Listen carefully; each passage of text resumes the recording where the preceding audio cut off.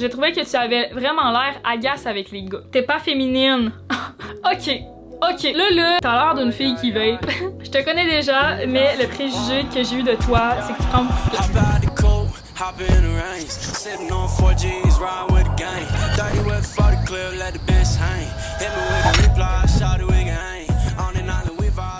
Ça part.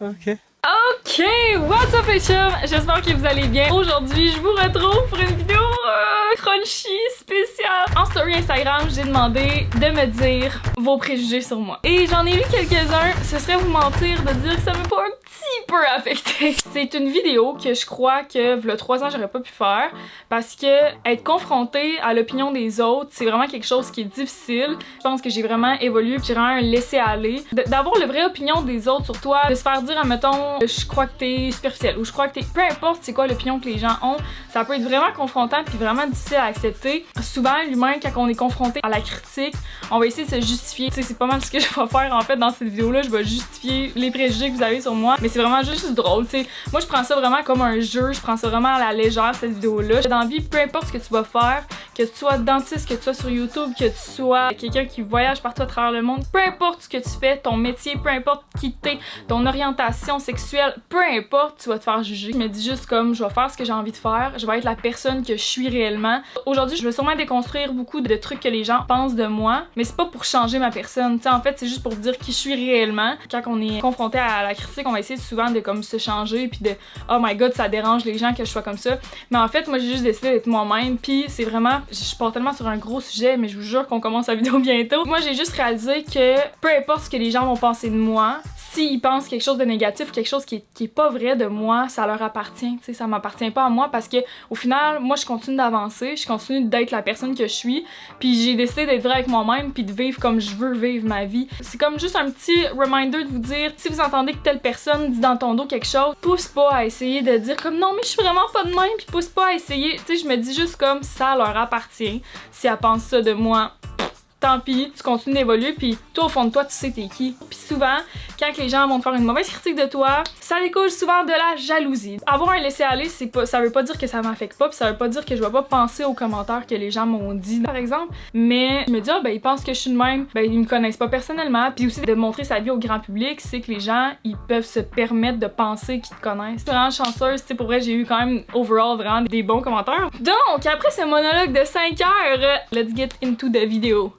Ok! Je pense pas que j'ai capable de passer à travers tous les préjugés. Si vous voulez une part 2, dites-moi là en commentaire. Wouh! Donc, premier préjugé sur moi. Pour le reste, c'est pas tant positif, là. Tu es hétéro, tes parents ont beaucoup d'argent. Haha, j'adore ce jeu. Oh, j'adore ce jeu aussi! Bon, tu es hétéro, ben je pense que oui. Je me considère hétérosexuelle. Encore une fois, je pense qu'on aime pas trop se faire donner des étiquettes dans la vie. Je sais pas si hétéro, c'est aussi niveau sexualité, tout ça, mais tu sais, niveau couple, j'ai jamais développé de sentiments pour une fille, puis je pense pas en développer. Encore une fois, je sais pas, tu sais, je peux pas dire que je vais jamais avoir de sentiments pour une fille dans ma vie, mais j'en ai jamais eu, puis je croirais sincèrement pas en avoir. Tu sais, moi je suis vraiment attirée envers les hommes, les garçons, la jante masculine. Fait que ça, you are right! Tes parents ont beaucoup d'argent. Ça, non. Ben, tu sais, l'argent, c'est vraiment comme très subjectif, là. Moi, souvent, au secondaire, vu que je suis allée dans une école privée, je me rappelle, je faisais un transfert d'autobus, dans le fond, pour aller à mon école privée. Je passais par la bus d'une école publique à Québec. Il y avait des gars qui me disaient, genre, quand que je sortais de l'autobus, je me faisais dire, genre, hey, bonne journée, fille de riche, c'est son père qui paye ton sel, puis plein d'affaires de même, puis j'étais comme, non, non, non. Puis ça me fâchait tellement, moi, de savoir que ma réalité, c'est complètement différent, puis de voir qu'aux yeux des autres, à cause que t'es à l'école privée, que t'es la petite fille blonde qui s'habille bien, genre, ensuite on te met dans une catégorie de la société que tu manques pas d'argent. Puis ça, je trouve ça tellement tough à déconstruire. J'ai eu souvent des rencontres avec des gens que on s'en va dans des sujets plus deep, puis ils sont comme oh my god, je pensais tellement pas que t'étais ce genre de personne-là, je pensais que t'avais eu comme, tu sais, la parfaite enfance, nanana. Puis tu sais, comme le gros cliché, pourquoi je suis allée à une école privée, c'est juste que moi, mes parents, ils ont décidé de mettre leur argent dans notre éducation, puis c'est important pour eux que notre école secondaire soit privée. Mais sinon, à part de ça, vraiment pas, là, on n'est pas dans la merde, mais on n'est pas riche je mets pas en tout là. Puis tu sais moi en ce moment, si je m'achète mon Mac, si je m'achète ma nouvelle caméra de vlog, mon micro, mes Invisalign, c'est moi à 100% qu'ils ont payé. Des fois on peut penser que papa, maman peuvent t'aider pour l'appartement, ben moi c'est pas ça. Si je veux aller chez le dentiste, si je veux aller, je paye toutes mes choses. Voilà, j'ai déconstruit ce préjugé. Tu as l'air d'une personne énormément sarcastique. Ben ça je sais pas qu'est-ce que tu veux dire par sarcastique. Oui, dans mon humour mettons, quand que je niaise, quand je suis avec des gens, ben oui, je suis sarcastique, je sais pas là. C'est le genre de fille qui écoute juste de la musique américaine, hip-hop, rap, pop.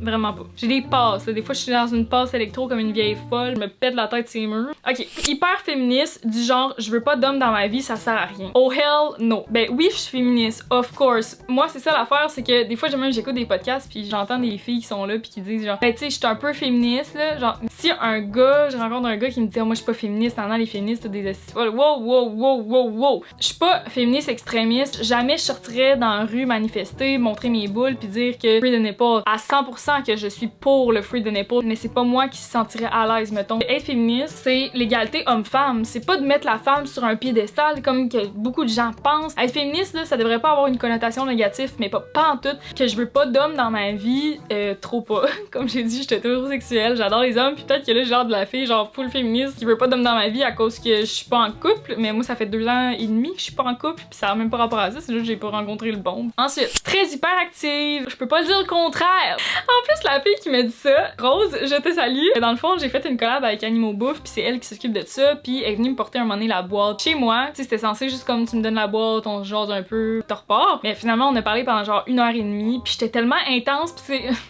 Parce que moi, je suis même quand je fais des rencontres, surtout des nouvelles rencontres, je vois sa vibe, tout ça, puis là, mettons que je connecte avec la personne, je faut l'investir dans la conversation, mettons, peu importe quel projet dans la vie, je vais te craquer comme une estie de malade. J'étais comme, let's go, fais ça, fais des affaires, puis j'essaie de la craquer. Fait que oui, j'étais un peu hyperactive, mais pas dans toutes mes sphères de. Pas tout le temps, là. Tu sais, comme quand je suis chez nous, vous demanderez à mes colocs, je suis vraiment relax, là. Une journée de travail typique dans ma vie, je vais pas être hyperactive. Dès que je vois des amis, dès que je tourne des vidéos, tu sais, j'ai un côté de moi qui est très outgoing, mettons. Et puis hyperactive, on peut s'en parler de mes bras qui bougent. Ça, je me suis fait dire aussi que j'étais en train de filmer les vidéos pour dire comme ah, dites-moi vos préjugés, Anna. Puis il y a juste ma coloc qui m'a texté. Ouais, juste tes mains, je suis pas capable de me concentrer sur ce que tu dis.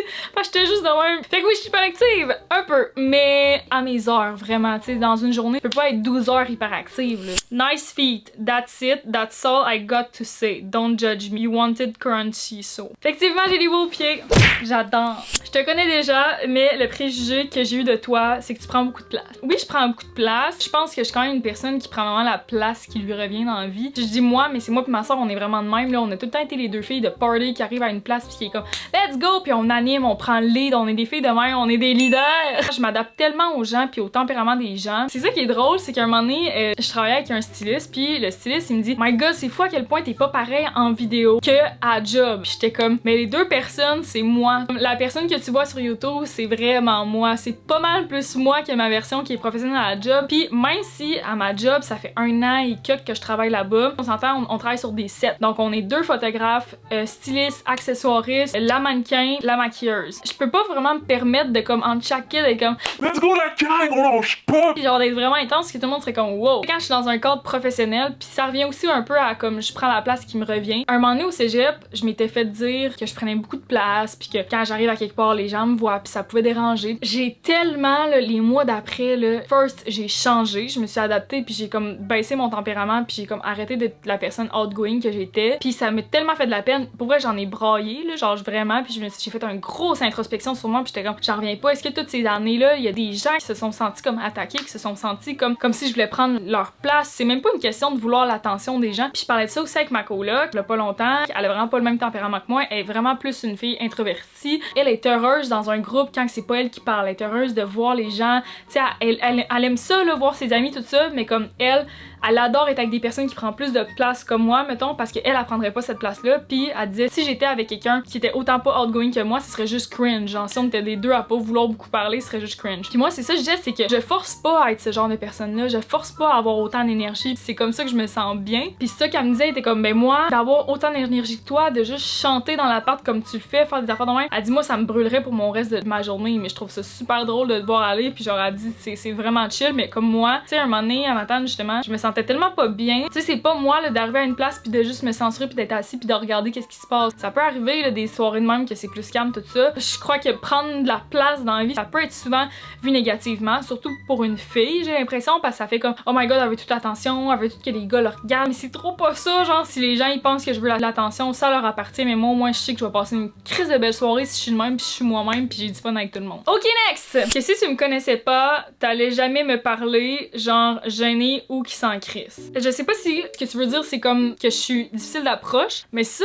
c'est quand même quelque chose qui est revenu et non, je suis tout sauf difficile d'approche. Tu sais, en arrivant à Montréal, je me suis fait tellement d'amis, tellement fait d'amis à ma tante. Moi, peu importe t'es qui dans la vie, si j'ai un bon vibe avec toi, je vais t'aimer puis genre on va passer un beau moment puis tout. Non, je m'en crisse vraiment pas. Puis encore moins être gênée, genre je suis pas vraiment gênée. J'ai trouvé que tu avais vraiment l'air agace avec les gars. Les gars, je sais pas si on se connaît en dehors là, mais non, moi je suis juste vraiment tellement à l'aise que tu sois un gars ou une fille. Je me rappelle, je montrais la vidéo en FaceTime à ma soeur, cette vidéo-là avec les gars, puis comme my god, t'es tellement à l'aise, c'est tellement fou genre de voir que tu fais tout le temps des collabs avec des gens, pis t'es full à l'aise, puis comme peu importe que ce soit des gars, que je sois la seule fille de la gang, mettons à une soirée avec des gars, je vais être full à l'aise, puis je vais être super bien. C'est pas que je suis agace, c'est juste que je suis 100% à l'aise. Next. Tu as l'air sage, mais t'es crissement wild ou vice versa. Ouais, je pense que c'est ça. J'ai l'air sage. C'est wack à répondre. Développe pas plus que ça. That's it. Tu as l'air genre enfant modèle, pis quand on écoute tes vidéos, on découvre ton côté sombre.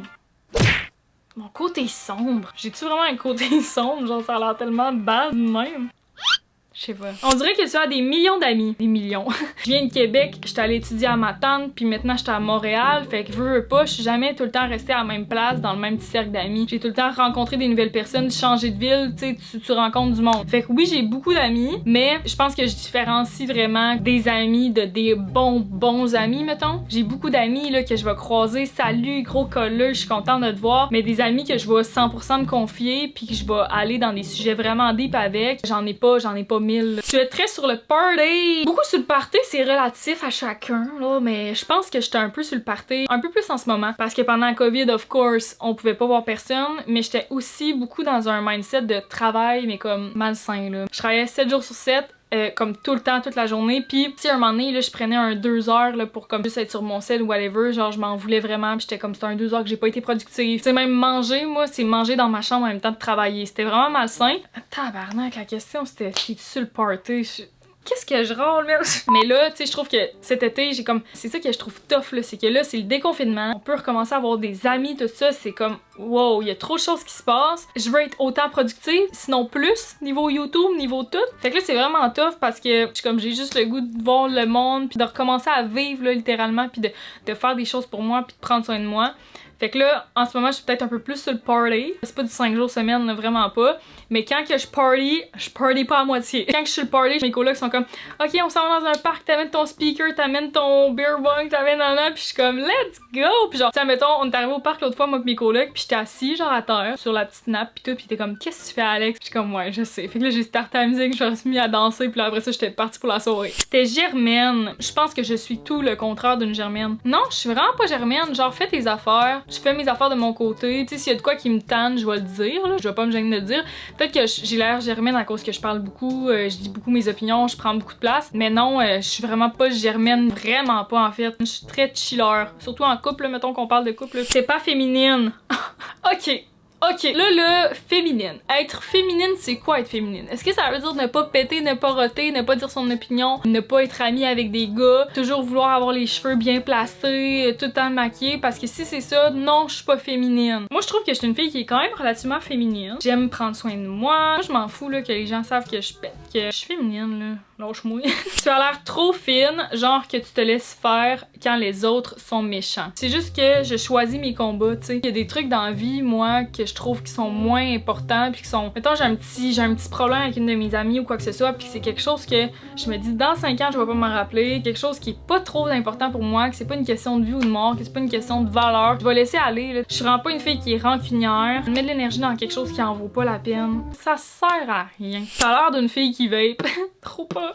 Tu fais la fille innocente avec des gens, mais en vrai, t'es vraiment pas innocente. C'est pas négatif d'eau. Attends, j'essaie de process, j'essaie de comprendre.